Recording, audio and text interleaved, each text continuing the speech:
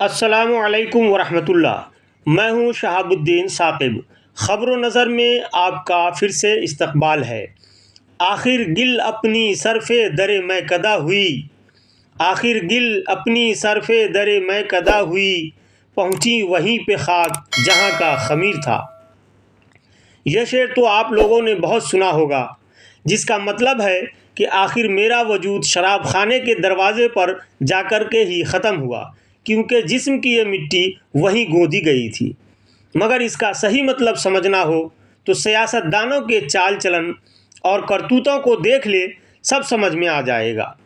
लोकसभा इंतखाबात से कबल बड़ी बड़ी बातें करने वाले वज़ीर आज़म नरेंद्र मोदी लोकसभा चुनाव के पहले मरहले में हुई कम वोटिंग से इतने परेशान हो जाएंगे, ये किसी ने नहीं सोचा था। अब की बार 400 पार का नारा देने और सबका साथ सबका विकास की बात करने वाले नरेंद्र मोदी जैसे ताकतवर नेता इतना जल्दी उसी डगर पर आ जाएंगे, ये किसी ने नहीं सोचा था। हालांकि अपोजिशन के लीडरान बार बार ये कह रहे थे कि उनके पास 10 वर्षों का हिसाब किताब देने के लिए कुछ भी नहीं है। उनका सबसे बड़ा हथियार लोगों को जज्बाती करना है, मजहबी बातें करना है, मंदिर मस्जिद हिंदू मुसलमान करना और नफ़रत फैलाना और नफ़रत की सियासत करना है। इन सब की चीज़ों को निकाल दें तो बीजेपी के पिटारे में कुछ भी नहीं बचता।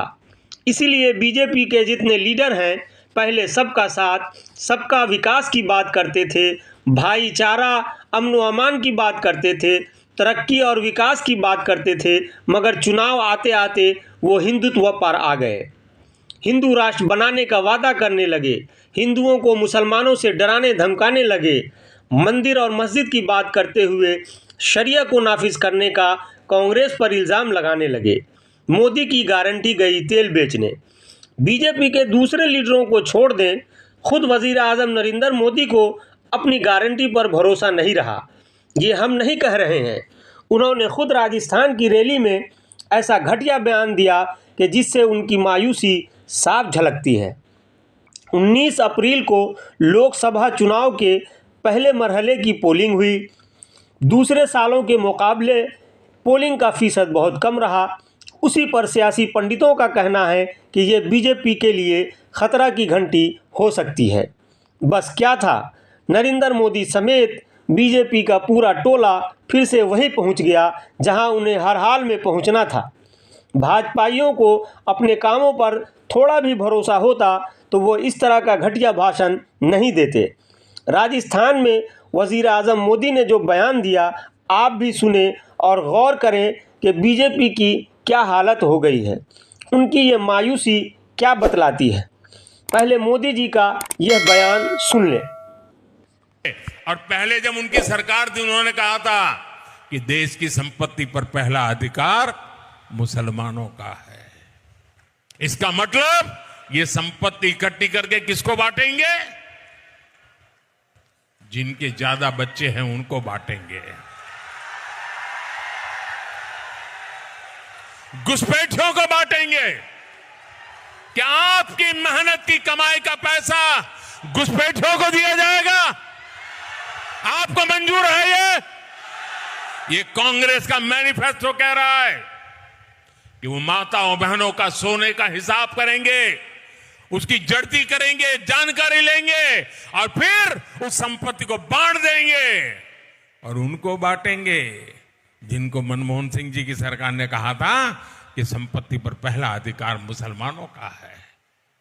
भाइयों बहनों, ये अर्बन नक्सल की सोच, मेरी माताओं बहनों, ये आपका मंगलसूत्र भी बचने नहीं देंगे, यहां तक जाएंगे, मैं कहने आया हूं। मोदी ने राजस्थान के बांसवाड़ा में जो बयान दिया, वो किसी वजीर आज़म के शायान शान हरगिज़ नहीं। उन्होंने अपने ओहदे का ज़रा भी ख्याल नहीं रखा।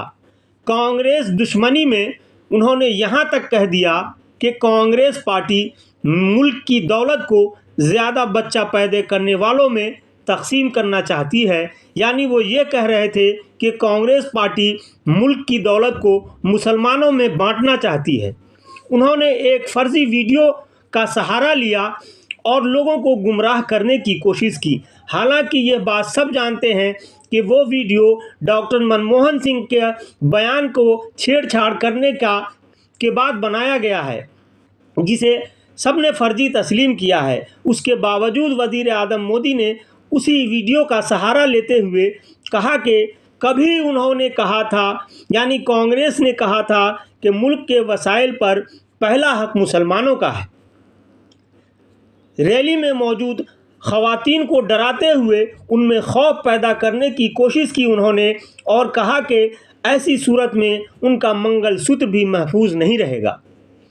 क्या कोई सोच सकता है कि इस तरह का बयान वो शख्स दे सकता है जो पावरफुल है, जिनके पावरफुल होने की बात दावे के साथ कही जाती है, और ये भी कहा जाता है कि उससे मुल्क ही नहीं दूसरे मुल्क भी घबराते हैं।